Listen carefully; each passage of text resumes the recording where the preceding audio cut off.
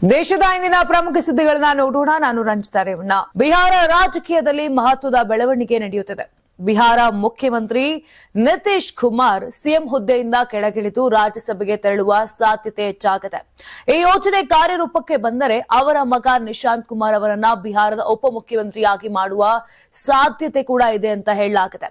ಈ ಹಿಂದೆ ನಿಶಾಂತ್ ರಾಜ್ಯಸಭೆಗೆ ನಾಮನಿರ್ದೇಶನಗೊಳ್ಳುವ ಮೂಲಕ ರಾಜಕೀಯಕ್ಕೆ ಪಾದಾರ್ಪಣೆ ಮಾಡಬಹುದು ಎಂದು ಮಾಧ್ಯಮಗಳು ವರದಿ ಸೂಚಿಸಿದ್ದವು. ಆದರೆ ಜನತಾದಳ ಯುನೈಟೆಡ್ನಿಂದ ಅವರ ಉಮೇದುವಾರಿಕೆಗೆ ಸಂಬಂಧಪಟ್ಟಂತೆ ದಾಖಲೆಗಳು ಇನ್ನೂ ಸಿದ್ಧವಾಗಿಲ್ಲ. ನಿತೀಶ್ ಕುಮಾರ್ ಅನುಪಸ್ಥಿತಿಯಲ್ಲಿ ಬಿಹಾರದಲ್ಲಿ ಮುಖ್ಯಮಂತ್ರಿ ಹುದ್ದೆಗೆ ಬಿಜೆಪಿ ತನ್ನದೇ ಆದ ಅಭ್ಯರ್ಥಿಯನ್ನ ನಾಮನಿರ್ದೇಶನ ಮಾಡುವ ಸಾಧ್ಯತೆ ಕೂಡ ಇದೆ ಅಂತ ಹೇಳಲಾಗ್ತಿದೆ. ಇನ್ನು ನಿತೀಶ್ ಪುತ್ರ ನಿಶಾಂತ್ ಅವರಿಗೆ ಡೆಪ್ಯೂಟಿ ಸಿಎಂ ಸ್ಥಾನ ಸಿಗಬಹುದು ಎಂಬ ಮಾತುಗಳು ಕೇಳಿಬರುತ್ತಿವೆ. ಆದರೆ ಈ ಬಗ್ಗೆ ಯಾವುದೇ ಅಧಿಕೃತ ಘೋಷಣೆ ಇನ್ನೂ ಆಗಿಲ್ಲ. ನಿತೀಶ್ ಕುಮಾರ್ ಹುದ್ದೆ ತ್ಯಜಿಸಿದ್ರೆ ಅಥವಾ ಅವರನ್ನ ಬದಲಿಸಿದ್ರೆ ಬಿಜೆಪಿಯಿಂದ ಹೊಸ ಸಿಎಂ ಅಭ್ಯರ್ಥಿ ಹೊರ ಬರಬಹುದು ಎಂಬ ಮಾತು ಕೂಡ ಕೇಳಿ ಬರುತ್ತಿದೆ. ಮುಂಬರುವ ಕೇರಳ ವಿಧಾನಸಭಾ ಚುನಾವಣೆಯಲ್ಲಿ ಶಬರಿಮಲೆ ದೇವಾಲಯದ ಚಿನ್ನ ಕಳ್ಳತನ, ಮಹಿಳೆಯರಿಗೆ ದೇವಾಲಯ ಪ್ರವೇಶಕ್ಕಿದ್ದ ನಿರ್ಬಂಧ ಹಿಂದಕ್ಕೆ ಪಡೆದ ವಿಚಾರ ನಿರ್ಣಾಯಕ ಪಾತ್ರವನ್ನ ವಹಿಸುವ ಸಾಧ್ಯತೆ ಇದೆ ಅಂತ ಚುನಾವಣಾ ಪೂರ್ವ ಸಮೀಕ್ಷೆಯಲ್ಲಿ ಉಲ್ಲೇಖವಾಗಿತ್ತು. ಈಗ ಹೊಸ ಒಪಿನಿಯನ್ ಪೋಲ್ ಒಂದು ಪ್ರಕಟವಾಗಿದೆ. ಈ ಸಮೀಕ್ಷೆಯ ಪ್ರಕಾರ 2 ಅವಧಿಯಲ್ಲಿ ಅಧಿಕಾರದಲ್ಲಿರುವ ಪಿಣರಾಯಿ ವಿಜಯನ್ ನೇತೃತ್ವದ ಎಲ್ಡಿಎಫ್ ಮೈತ್ರಿಕೂಟಕ್ಕೆ ತೀರ ಆಡಳಿತ ವಿರೋಧಿ ಅಲೆಯ ಬಿಸಿ ತಟ್ಟಲಾರದು ಎನ್ನುವ ಅಂಶ ಇದೆ. ಇನ್ನು ಜೊತೆಗೆ ಬಿಜೆಪಿ ಮೈತ್ರಿಕೂಟದ ಅಸ್ತಿತ್ವ ದಿನದಿಂದ ದಿನಕ್ಕೆ ಹೆಚ್ಚಾಗಲಿದೆ ಎನ್ನುವ ಫಲಿತಾಂಶ ಬಂದಿದೆ. ಜನ್ ಲೋಕ್ಪಾಲ್ ಸಮೀಕ್ಷೆಯ 2026ರ ಪ್ರಕಾರ ಎಲ್ಡಿಎಫ್ ಮೈತ್ರಿಕೂಟ 74ರಿಂದ 79, ಯುಡಿಎಫ್ ಮೈತ್ರಿಕೂಟ 37ರಿಂದ 42, ಎನ್ಡಿಎ ಮೈತ್ರಿಕೂಟ 18ರಿಂದ 23, ಇತರರು 1ರಿಂದ 6 ಮುನ್ನಡೆಯಾಗುವ ಸಾಧ್ಯತೆ ಇದೆ ಅಂತ ತಿಳಿದು ಬಂದಿದೆ.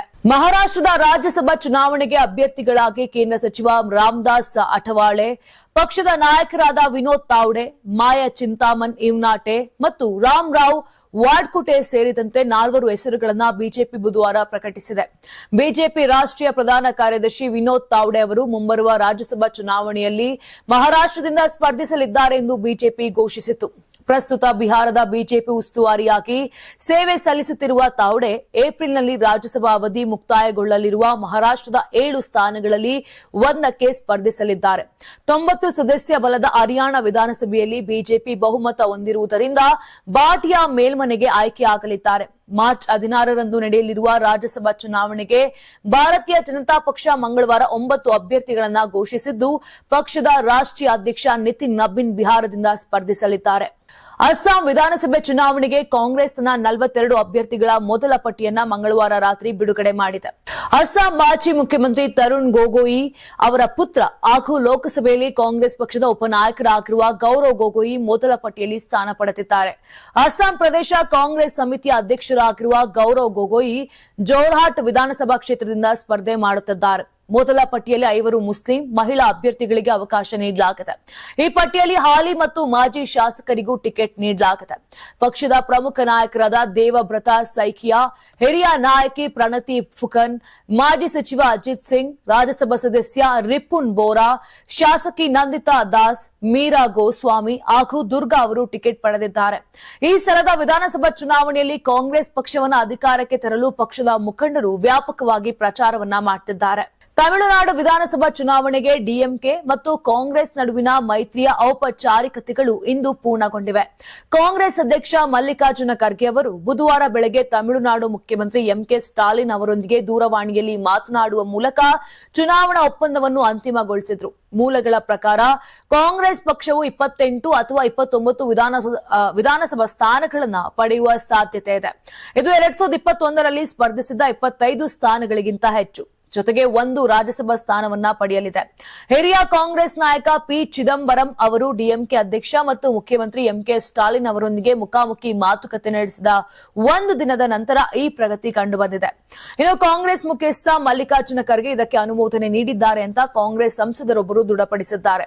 ಇದು ಪಕ್ಷದ ಅಧ್ಯಕ್ಷ ಮಲ್ಲಿಕಾರ್ಜುನ ಖರ್ಗೆ ಮೈತ್ರಿ ಮುಂದುವರಿಸಲು ಹಸಿರು ನಿಶಾನೆ ತೋರಿಸಿದ್ದಾರೆ ಎಂಬುದರ ಸಂಕೇತವಾಗಿದೆ. ಸಮಾಜದಲ್ಲಿನ ದುರ್ಬಲ ವರ್ಗದ ಜನರ 37.79 ಲಕ್ಷ ಬ್ಯಾಂಕ್ ಖಾತೆಗಳಿಗೆ ತಲಾ 2,000 ಜಮೆ ಮಾಡಲಾಗಿದೆ ಅಂತ ತಮಿಳುನಾಡು ಮುಖ್ಯಮಂತ್ರಿ ಎಂಕೆ ಸ್ಟಾಲಿನ್ ಅವರು ಮಂಗಳವಾರ ಘೋಷಿಸಿದರು. ವೃದ್ಧರು, ವಿಧವೆಯರು, ವಯಸ್ಸಾದ ಲಿಂಗತ್ವ ಅಲ್ಪಸಂಖ್ಯಾತರು ಹಾಗೂ ಅಂಗವಿಕಲರಿಗೆ ಹೆಚ್ಚುವರಿ ಬೆಂಬಲ ನೀಡಬೇಕು ಎಂಬ ಮನವಿಗೆ ಈಗಾಗಲೇ ಅವರು ಪಡೆಯುತ್ತಿರುವ ಮಾಸಾಶನ ಹೊರತುಪಡಿಸಿ ಸರ್ಕಾರವು ಈ ವಿಶೇಷ ನೆರವು ನೀಡಲಿದೆ ಎಂದಿದ್ದಾರೆ.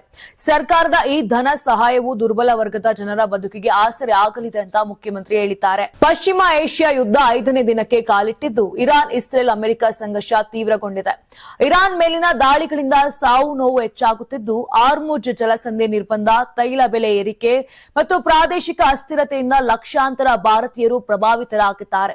ಈ ಸಂದರ್ಭದಲ್ಲಿ ಭಾರತ ಸರ್ಕಾರ ತನ್ನ ನಾಗರಿಕರ ಸುರಕ್ಷತೆಗೆ ಆದ್ಯತೆ ನೀಡಿ ವಿದೇಶಾಂಗ ಸಚಿವಾಲಯ ವಿಶೇಷ ನಿಯಂತ್ರಣ ಕೊಠಡಿ ಸ್ಥಾಪಿಸಿದೆ. ಯುದ್ಧದಿಂದ ಅದೆಷ್ಟೋ ಭಾರತೀಯರು, ಕನ್ನಡಿಗರು ವಿವಿಧ ದೇಶಗಳಲ್ಲಿ ಸಿಲುಕಿಕೊಂಡು ಸಂಕಷ್ಟ ಅನುಭವಿಸುತ್ತಿದ್ದು, ಅವರ ಸುರಕ್ಷತೆಗೆ ಭಾರತ ಸರ್ಕಾರ ಮುಂದಾಗಿದೆ. ಪೀಡಿತ ಪ್ರದೇಶಗಳಲ್ಲಿರುವ ಭಾರತೀಯರಿಗೆ ತುರ್ತು ಸಹಾಯಕ್ಕಾಗಿ ಹಲವು ಸಂಪರ್ಕ ಸಂಖ್ಯೆಗಳನ್ನು ಬಿಡುಗಡೆ ಮಾಡಿದೆ. ಇದು ವರದಿಗಳ ಪ್ರಕಾರ 24x7 ಸಹ ಲಭ್ಯವಿರಬಹುದು. ಭಾರತೀಯರು ತುರ್ತು ಸಹಾಯ, ಸಲಹೆ ಅಥವಾ ಮಾಹಿತಿಗಾಗಿ ಟೋಲ್ ಫ್ರೀ 800-118797ಕ್ಕೆ ಸಂಪರ್ಕಿಸಬಹುದು. ಪಶ್ಚಿಮ ಏಷ್ಯಾ ಪ್ರದೇಶದಲ್ಲಿ ಯುದ್ಧದ ಛಾಯೆ ದಟ್ಟವಾಗಿದ್ದು, ಇರಾನ್, ಇಸ್ರೇಲ್, ಅಮೆರಿಕ ಸಂಘರ್ಷದಿಂದ ಆರ್ಮುಜ್ ಜಲಸಂಧಿ ನಿರ್ಬಂಧಗೊಂಡಿದೆ. ಇದರಿಂದ ಜಾಗತಿಕ ತೈಲ ಮತ್ತು ಅನಿಲ ಸರಬರಾಜು ಸರಪಳಿ ತೀವ್ರ ಒತ್ತಡಕ್ಕೆ ಸಿಲುಕಿದೆ. ಇದರಿಂದ ಜಾಗತಿಕ ತೈಲ ಮಾರುಕಟ್ಟೆ ಮೇಲೆ ಭಾರಿ ಪರಿಣಾಮ ಬೀರಿದೆ. ಈ ಸಂದರ್ಭದಲ್ಲಿ ರಷ್ಯಾ ಭಾರತಕ್ಕೆ ದೊಡ್ಡ ಭರವಸೆ ನೀಡಿದ್ದು, ಇಂಧನ ಅಗತ್ಯಗಳನ್ನು ಸಂಪೂರ್ಣವಾಗಿ ಪೂರೈಸುವುದಾಗಿ ಹೇಳಿದೆ. ಪ್ರಮುಖ ತೈಲ ಮೂಲ ಸೌಕರ್ಯಗಳ ಮೇಲಿನ ದಾಳಿಗಳ ನಡುವೆ ಈ ಹೇಳಿಕೆ ಬಂದಿದ್ದು, ಭಾರತದ ಇಂಧನ ಭದ್ರತೆಗೆ ಬಲ ನೀಡಿದೆ. ಭಾರತದ ಆಪ್ತ ಗೆಳೆಯ ರಷ್ಯಾ ಇಂಧನ ಕೊರತೆ ಉಂಟಾಗದ ರೀತಿ ನೋಡಿಕೊಳ್ಳುತ್ತೇವೆ ಅಂತ ಮಾತನ್ನ ಕೊಟ್ಟಿದ್ದಾರೆ. ಈ ನಿರ್ಬಂಧದಿಂದ ಭಾರತದ ತೈಲ ಆಮದುಗಳಲ್ಲಿ ಸುಮಾರು 40% ಪರಿಣಾಮ ಬೀರುತ್ತದೆ. ಯಾಕಂದ್ರೆ ಭಾರತದ ರಿಫೈನರಿಗಳು ದಿನಕ್ಕೆ 5.6 ಮಿಲಿಯನ್ ಬ್ಯಾರೆಲ್ ಕಚ್ಚಾ ತೈಲವನ್ನ ಸಂಸ್ಕರಿಸುತ್ತವೆ. ಅಲ್ಲದೆ ಎಲ್ಪಿಜಿ ಮತ್ತು ಎಲ್ಎನ್ಜಿ ಆಮದುಗಳಲ್ಲಿ ಬಹುತೇಕ ಗಲ್ಫ್ ದೇಶಗಳ ಮೇಲೆ ಅವಲಂಬಿತ ಆಗಿರುವುದರಿಂದ ಅಡುಗೆ ಅನಿಲ ಕೊರತೆಯ ಭಯವಿದೆ. ತೈಲ ಬೆಲೆ ಏರಿಕೆಯಿಂದ ಹಣದುಬ್ಬರ ಹೆಚ್ಚಿ ಪೆಟ್ರೋಲ್, ಡೀಸೆಲ್ ಬೆಲೆಗಳು ಏರಬಹುದು. ಅನೇಕ ತಜ್ಞರು ದೀರ್ಘಕಾಲದ ನಿರ್ಬಂಧದಿಂದ ಭಾರತ ದುರ್ಬಲವಾಗುತ್ತದೆ ಅಂತ ಹೇಳುತ್ತಾರೆ. ಬ್ರಹ್ಮಸ್ ಕ್ಷಿಪಣಿ ತಯಾರಿಕಾ ಘಟಕಕ್ಕೆ ಉಚಿತವಾಗಿ 180 ಎಕರೆ ಭೂಮಿಯನ್ನ ನೀಡಲು ಕೇರಳ ಸಚಿವ ಸಂಪುಟ ಒಪ್ಪಿಗೆ ನೀಡಿದೆ ಅಂತ ವರದಿಯಾಗಿದೆ. ಮುಖ್ಯಮಂತ್ರಿ ಪಿಣರಾಯಿ ವಿಜಯನ್ ಅವರ ಅಧ್ಯಕ್ಷತೆಯಲ್ಲಿ ನಡೆದ ಸಂಪುಟ ಸಭೆಯಲ್ಲಿ ಈ ನಿರ್ಧಾರ ತೆಗೆದುಕೊಳ್ಳಲಾಗಿದೆ. ಬ್ರಹ್ಮಸ್ ಕ್ಷಿಪಣಿ ತಯಾರಿಕಾ ಘಟಕ ಸ್ಥಾಪಿಸಲು ತಿರುವನಂತಪುರ ಜಿಲ್ಲೆಯ ಕಟ್ಟಕಾಡ ತಾಲೂಕಿನ ಕಳ್ಳಿಕಾಡ್ ಹಳ್ಳಿಯ 180 ಎಕರೆ ಭೂಮಿಯನ್ನ ನೀಡಲಾಗುತ್ತದೆ. ಈ ಘಟಕದಲ್ಲಿ ಅತ್ಯಾಧುನಿಕ ಕ್ಷಿಪಣಿಗಳು ಮತ್ತು ಇನ್ನಿತರ ಯುದ್ಧ ಪರಿಕರಗಳನ್ನ ನಿರ್ಮಾಣ ಮಾಡಲಾಗುತ್ತದೆ ಅಂತ ಕೇರಳ ಸರ್ಕಾರ ಪ್ರಕಟಣೆಯಲ್ಲಿ ತಿಳಿಸಿದೆ. 2022ರಲ್ಲಿ ನಡೆದ 22ನೇ ಕಾಮನ್ವೆಲ್ತ್ ಕ್ರೀಡಾಕೂಟದಲ್ಲಿ ಭಾರತಕ್ಕೆ 2 ಪದಕಗಳನ್ನು ತಂದುಕೊಟ್ಟಿದ್ದ ಟ್ರೆಸ್ಸಾ ಜಾಲಿಗೆ ಸರ್ಕಾರಿ ಉದ್ಯೋಗ ನೀಡುವ ಕುರಿತು ಸಂಪುಟ ಸಭೆಯಲ್ಲಿ ತೀರ್ಮಾನ ತೆಗೆದುಕೊಳ್ಳಲಾಗಿದೆ. ಇನ್ನು ಟ್ರೆಸ್ಸಾ ಅವರಿಗೆ ರಾಜ್ಯ ಸರಕು ಮತ್ತು ಸೇವಾ ತೆರಿಗೆ ಇಲಾಖೆಯಲ್ಲಿ ಸೂಪರ್ ನ್ಯೂಮರರಿ ಹುದ್ದೆಯನ್ನ ನೀಡಲು ಸರ್ಕಾರ ಮುಂದಾಗಿದೆ. ಆಂಧ್ರಪ್ರದೇಶದ ಚಿತ್ತೂರು ಜಿಲ್ಲೆಯಲ್ಲಿ ಬುಧವಾರ ಕಾರೊಂದು ನಿಂತಿದ್ದ ಟ್ರಕ್ಗೆ ಡಿಕ್ಕಿ ಹೊಡೆದ ಪರಿಣಾಮ ಬೆಂಗಳೂರಿನ ಒಂದೇ ಕುಟುಂಬದ 5 ಸ್ಥಳದಲ್ಲೇ ಮೃತಪಟ್ಟಿದ್ದಾರೆ ಅಂತ ಪೊಲೀಸರು ತಿಳಿಸಿದ್ದಾರೆ. ಪಲಮೆನೇರು ಬಳಿಯ ರಾಷ್ಟ್ರೀಯ ಹೆದ್ದಾರಿಯಲ್ಲಿ ಬೆಂಗಳೂರಿನಿಂದ ತಿರುಪತಿಗೆ ಪ್ರಯಾಣಿಸುತ್ತಿದ್ದ ಕಾರು ರಸ್ತೆ ಬದಿ ನಿಂತಿದ್ದ ಟ್ರಕ್ಗೆ ಡಿಕ್ಕಿ ಹೊಡೆದಿದೆ. ಘಟನೆಯಲ್ಲಿ 3 ಮಹಿಳೆಯರು ಸೇರಿದಂತೆ 5 ಸ್ಥಳದಲ್ಲೇ ಸಾವನ್ನಪ್ಪಿದ್ದಾರೆ ಅಂತ ಪೊಲೀಸರು ತಿಳಿಸಿದ್ದಾರೆ. ಅತಿವೇಗದ ಚಾಲನೆ ಅಥವಾ ಕಾರು ಚಾಲಕ ನಿದ್ರೆ ಮಂಪರಿನಲ್ಲಿದ್ದ ಕಾರಣಕ್ಕೆ ಅಪಘಾತ ಸಂಭವಿಸಿರಬಹುದು ಅಂತ ಅಧಿಕಾರಿಗಳು ಶಂಕೆ ವ್ಯಕ್ತಪಡಿಸಿದ್ದಾರೆ. ಅಪಘಾತ ಕುರಿತು ಮೃತರ ಸಂಬಂಧಿಕರಿಗೆ ಮಾಹಿತಿ ನೀಡಲಾಗಿದ್ದು, ಮೃತದೇಹಗಳನ್ನ ಪಲಮನೇರು ಸರ್ಕಾರಿ ಆಸ್ಪತ್ರೆಗೆ ರವಾನಿಸಲಾಗಿದೆ ಅಂತ ಹಿರಿಯ ಪೊಲೀಸ್ ಅಧಿಕಾರಿಯೊಬ್ಬರು ಮಾಹಿತಿ ನೀಡಿದ್ದಾರೆ. ನೋಡಿದ್ರಲ್ಲ, ಇದಿಷ್ಟು ಆಗಿತ್ತು ಇಂದಿನ ರಾಷ್ಟ್ರೀಯ ಸುದ್ದಿಗಳು. ನಾಳೆ ಮತ್ತೆ ಇದೇ ರೀತಿಯಾಗಿ ಭೇಟಿಯಾಗೋಣ. ನೋಡ್ತಾ ಇರಿ ಕರ್ನಾಟಕ ಟಿವಿ, ಇದು ಕನ್ನಡಿಗರ ಧ್ವನಿ. ನಾನು ನಿಮ್ಮ Ranjitha Revanna. Karnataka TV leader awards 2025 best MLA nomination ಹಳೆ ಮೈಸೂರು ವಿಭಾಗ ಡಾಕ್ಟರ್ ರಂಗನಾಥ್ ಕುಣಿಗಲ್ ಕ್ಷೇತ್ರ, ಸುರೇಶ್ ಗೌಡ ತುಮಕೂರು ಗ್ರಾಮಾಂತರ ಕ್ಷೇತ್ರ, ಸಿಎನ್ ಬಾಲಕೃಷ್ಣ ಶ್ರವಣಬೆಳಗೊಳ ಕ್ಷೇತ್ರ, ಗಣಿಗ ರವಿಕುಮಾರ್ ಮಂಡ್ಯ ಕ್ಷೇತ್ರ, ದರ್ಶನ್ ಪುಟ್ಟಣಯ್ಯ ಮೇಲುಕೋಟೆ ಕ್ಷೇತ್ರ, ಡಿ ರವಿಶಂಕರ್ ಕೆಆರ್ ನಗರ ಕ್ಷೇತ್ರ, ಕೆಎಚ್ ಪುಟ್ಟಸ್ವಾಮಿ ಗೌಡ ಗೌರಿಬಿದನೂರು ಕ್ಷೇತ್ರ, ಸಿಮೆಂಟ್ ಮಂಜುನಾಥ್ ಸಕಲೇಶ್ಪುರ ಕ್ಷೇತ್ರ, ಮಂತರ್ ಗೌಡ ಮಡಿಕೇರಿ ಕ್ಷೇತ್ರ, ಜಿಡಿ ಹರೀಶ್ ಗೌಡ ಹುಣಸೂರು ಕ್ಷೇತ್ರ, ಸಮೃದ್ಧಿ ಮಂಜುನಾಥ್ ಮುಳಬಾಗಿಲು ಕ್ಷೇತ್ರ, ಪ್ರದೀಪ್ ಈಶ್ವರ್ ಚಿಕ್ಕಬಳ್ಳಾಪುರ ಕ್ಷೇತ್ರ. ಕರ್ನಾಟಕ ಟಿವಿ ವಾಟ್ಸ್ಆಪ್ ಚಾನೆಲ್ ಮೂಲಕ ವೋಟ್ ಮಾಡಿ ಹಾಗೂ ಇವರಲ್ಲಿ ಬೆಸ್ಟ್ ಎಂಎಲ್ಎ ಯಾರು ಕಮೆಂಟ್ ಮಾಡಿ. ನೀವು ಸಣ್ಣ ಆಗ್ಬೇಕಲ್ವಾ? ಅದು ಒಂದು ಉತ್ತಮ ಆಹಾರದಿಂದ ಸಣ್ಣ ಆಗ್ಬೇಕಲ್ವಾ? ಪ್ರತಿದಿನ ನಮ್ಮ ಜೀನಿ ಸ್ಲಿಮ್ ನ ಯೂಸ್ ಮಾಡಿ ಯಾವುದೇ ಸೈಡ್ ಎಫೆಕ್ಟ್ ಇಲ್ದಂಗೆ ನೀವು ಸಣ್ಣ ಆಗ್ತೀರಾ.